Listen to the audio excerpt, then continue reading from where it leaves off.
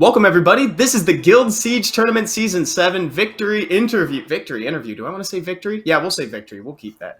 We have two representatives from the top 4 guilds here with us today, and we're going to go through some questions. So the first thing I want to talk to you guys about today is I wanted to get everybody's favorite defenses and offenses. We're going to start with Nat 4 defenses, and then we'll work our way around. So we'll start at the top with malicious JMac. I know I didn't give you much time to think about it. I hope you have an answer. Any defense that I really like is anything with our kinkies. What do you like to pair with your kinkies? Harmonia. Has anybody fought one of Malicious's kinky defenses? Anybody have anything to say about it? Yeah, I fought 3. The Vigor were extremely fast. It felt like Swift, but probably not because it procced a lot too. Kinky's given me a healthy appreciation of Cha-Cha, our Lord and Savior, for any light unit in the game that wants to kill me. I hit it 3 times, and I guess the thing that hurts the most is that we actually considered that defense in our theory crafting ahead of the tournament, but we felt like it wasn't going to be enough to deal with the, existing offensive counters for Kinky. But I guess a lot of respect to Malicious for coming up with a different way to rune it. Typically, Kinkies are runed around the 6-tick mark with, a lot of tank stats, but it seemed like their Harmonia, Vigor, and Kinky were all on 5-tick, even prior to the speed buff. So due to that, they were able to out-cycle a lot of the typical counters that people use, and they kind of outsmarted us in how they designed their defense. Wow, well said, B. Thank you very much for that. And thank you to JMac. Let's go to Itchy next. Yeah, I think our other MVP this tournament has been Nora, but specifically in the finals, we really liked Sagar. Sagar came out to shine a little bit. Never really seen on defense before, so that was fun. Yeah, that's exactly what I hoped for Sagar, actually, when he was coming out. I don't think he got the respect he deserved immediately, but I think people are starting to kind of catch on to him. Oh, and then one thing that I think we did really well was in our tower, we did Swift Savannah as well. Every single defense got a win right off the bat, and it was so gross just watching that happen. I had very strong feelings when I watched that, considering in our matchup versus Osito Sina, that literally happened to us, and I literally told everyone, hey guys, this could be a thing. Please account for the idea that these could be Swift. In the finals, they're like, it's Swift. And I'm like, what? Did no one read what I wrote? Yeah, my least favorite defense to fight is probably just Martina, Shayna, Triana. There's a reason why EU runs that so often. It's because you can go either Swift Shayna, you can either go tanky Martina Shayna, or you can just go full YOLO Gan.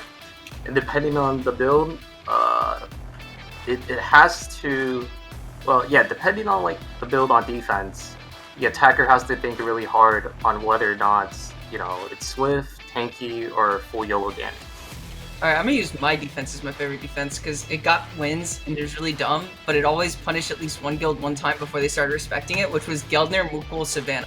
I don't actually think it's that good once you realize what it does, but a lot of people I think don't realize what's gonna happen, so they'll go on with some team like, oh, I can just bruiser this, Geldner does nothing, Mukul does nothing, and then Mukul throws the threat onto Geldner and you realize you're just stuck hitting Geldner and Savannah's free to hit you, and that's really bad for me, but people usually have figured out how to handle it. But it's definitely very funny whenever a guild first saw it, they'd lose, and immediately after they'd be winning, and I know that someone lost and they're like, I hate this unit. What a cool interaction. That's a very cool defense. I like that.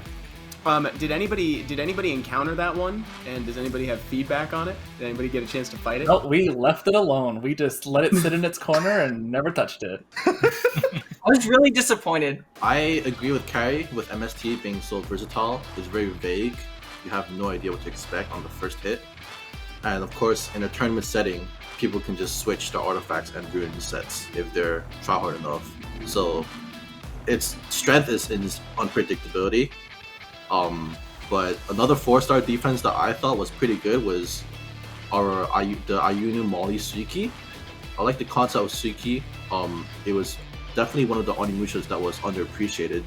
Its strength is the amount of turns it can cycle as the enemy took more turns. So in a sense, lapping is not really existent in that defense. So that's why I liked it. I was gonna say until they nerf that one too, because it's the only untouched one. Yeah, that's true. Bring back the Onis, please. Defense is too easy. I was just gonna say the Swiggy's S2 on the AoE can sometimes kill the 2 wind units that most attackers bring in, which is sometimes spooky. Suiki gets spooky. Awesome. I've tried really hard to make that work, and it just didn't quite. If I had to pick one, I'd probably say the Harmonia Vigor Kinky that Malicious unveiled in the tournament, just because it was an idea that we did consider, and the fact that that became the reason why we lost to them also stung a little extra because we decided to not run it. So yeah, I guess credit to Malicious for experimenting with that and finding a way to, I guess, make it superior than we did in our theory crafting process. Oh, good, because I think Lucky was going to steal mine. I was going to go with Sabrina Belita. It actually, that's exactly we what I were was going to testing say a as lot. well. Oh my god.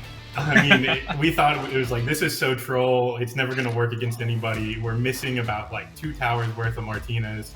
Like, what can we do to fill it in?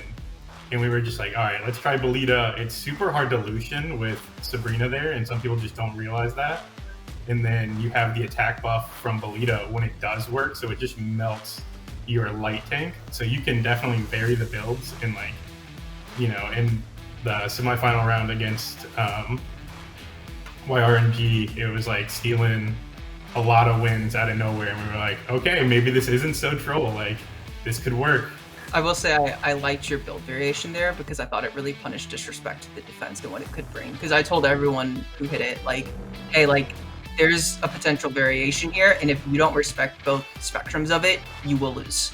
I remember our very first siege at the beginning of the season. I think it was versus Icy.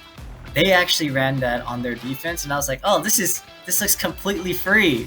Why would anybody run this on defense? And I didn't realize, it had just been buffed, like in the balance patch. And then I lost, and I was like, yeah, guys, so I guess it's not as free as I thought. Yeah, I think so pretty much everyone's echoed the same sort of thoughts as me. I found from all our testing there was nothing really solid for 4-star defenses. We tested the Harmonia Vigor Kinkis. We did Harmonia Vigor Kinky. We tried our Harmonia Suiki combo. We tried Skogels. We tried Martina Shiners. We just thought, you know what, there's really not many variations out there that work except for things that can trap people. So we went with the Martina Shiner as well as the Sabrina Belita, just because there's so many different build variations you can do. So the ability to switch runes and artifacts just made it a lot easier to kind of trap people. And so that's the way we decided to go. So I don't really have a favorite defense except for the one that BT mentioned around Sabrina Belita, just because no one really took it seriously up front. But there were so many ways that it could trap you, and you can lose straight off the bat if you don't really give it some serious. So that's the defense I enjoyed the most.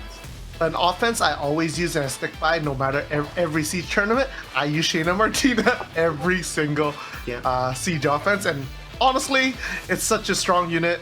It gets a win no matter what. Hey, what a coincidence! That's my only loss this tournament. Maybe it's a rune problem. I don't know, Jeff. Is my line higher or lower than yours? But who got the more wins? Oh, dude. Words. Like, you guys see, we're still really competitive in between ourselves. I love that. We talk about everybody. I can share an offense. It is a sheer Bethany Konamiya. And it's a Shina Martina counter, and it does not care how you ruin the counter. It does not care how you ruin the defense. Because what you do is you drop a shield set on the Bethany or the Konamiya, you boost up with a Ishir, you S2 the Bethany, and the Bethany is on Rage Will, and then you just kill the Shina through Triana passive because Bethany does like 50k on bad runes for the level of play you're at, and then you go and you have Triana going before Martina, and thus Martina will never defense break a sheer so Triana can hit it, and you can just isolate all the threats and the team just kind of falls apart. Nice. Great breakdown. Thank you for that. So are we the only guild that doesn't know that counter? Because that's the first time I've heard of that. Yeah, I've heard of that the first time. I've never... It's okay. Maybe maybe you should ask your new guildies. Yeah, you should actually yeah, be okay, guildies. yeah. I'll check with them. Yeah. Yeah, 'cause, like, Write that down. you guys Write that down. I tried it our first siege that we happened to pull SW and chill on Monday, and that was the first attack I did, and it was good. Bethany's still pretty premium overall. You don't have 2, Jeff? No. I Got 3 light hammers recently. Does that count? No, that doesn't count. I did it because some people were using Dova, and I wanted to do it without Dova. And so I like sat there and stared at unit kits for a while. I was like, I can do this. You cracked the code. That's awesome. I'll be sure to add that to my offense list. Thank you. You should. 100%. Like, That's great. That's awesome.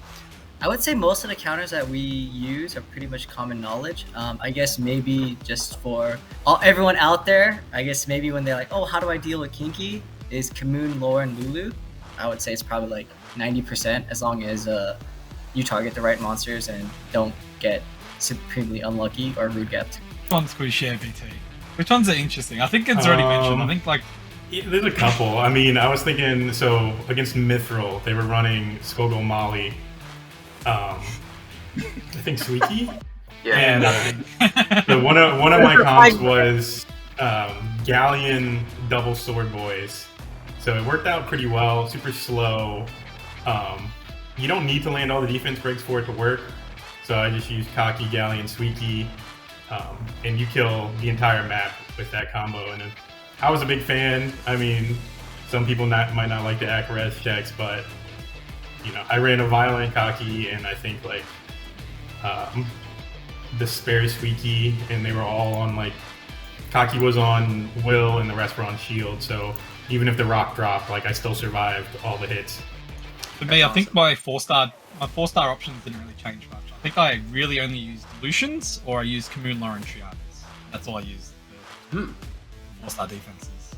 Just seems like those 2 offense options are just too strong right now for the current meta. So With the Diaz buff, you see a lot of Kinkies kind of getting nerfed, and I think that was one of our advantages heading into YRNG, because we knew they ran Chamey Kinky, and that's just super easy to tank with Diaz right now. Where I think like Mali's option, where Vigor defense breaks the wrong unit and changes the target for Kinky, like it can really mess you up. So I think, you know, when you run Kinkies, you have to bring something else that makes you change like the AI for it.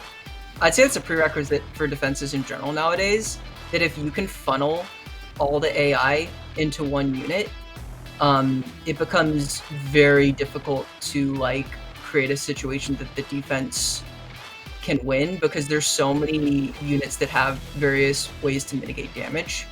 And so like that's like one of the hardest things coming up with the defense is like, how do I get past something that ignores defense break or like gets a 30% damage reduction?